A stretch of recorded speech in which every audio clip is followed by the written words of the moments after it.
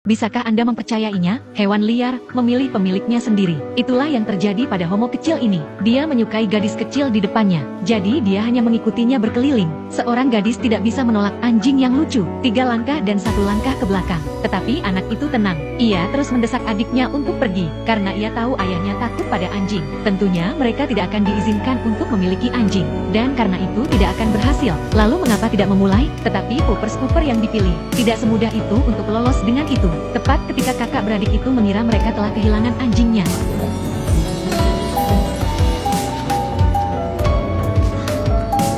Anjing itu tiba-tiba muncul dari rerumputan. Gadis itu benar-benar dipuja. Dia ingin mengadopsinya, tidak peduli apapun yang terjadi. Tetapi mengingat situasi keluarga, ada strategi untuk adopsi ini. Menjelang ulang tahunnya yang kelima, gadis itu mendekati kakeknya. Dia mengatakan bahwa dia menginginkan hadiah. Kakek tidak tahu bahwa dia dijebak oleh cucunya. Dia membanggakan, "Aku akan mengembalikan kepalaku ke dalam permainan." Dan kemudian dia mengatakan kepala ayam itu melemparkannya ke sekelilingnya, mengatakan bahwa kepala babi itu curang. Gadis itu sangat gembira.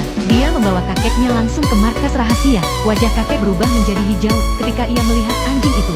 Ia akan menyesalinya. Tetapi kemudian ia teringat janjinya kepada cucunya. Dia tidak punya pilihan selain mengatakan ya.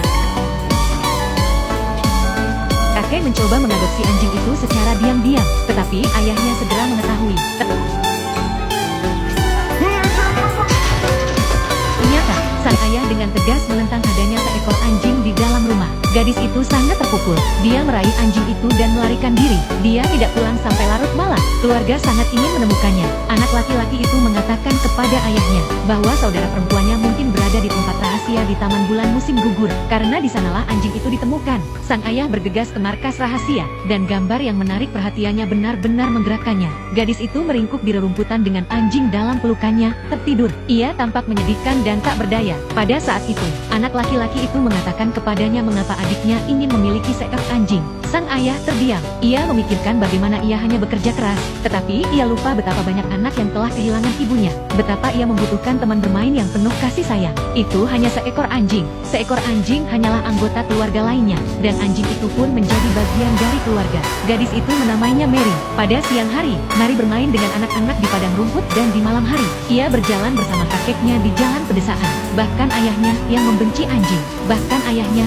Benci anjing. Terkesan oleh keceriaan Mary, dia tidak bisa membantu tetapi menjadi seorang Pupper.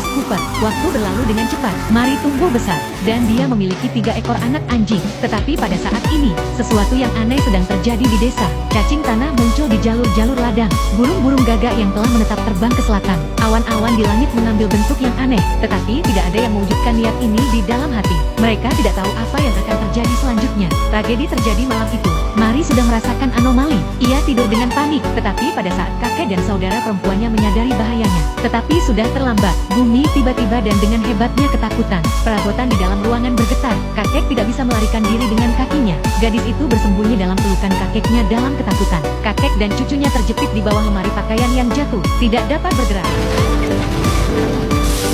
Lebih buruk lagi, kaki kakek itu terluka parah, pendarahan yang banyak. Tetapi sebelum mereka bisa bereaksi, gempa susulan datang lagi. Seluruh rumah kayu itu runtuh seketika. Kakek dan anak perempuan itu terkubur di bawah reruntuhan.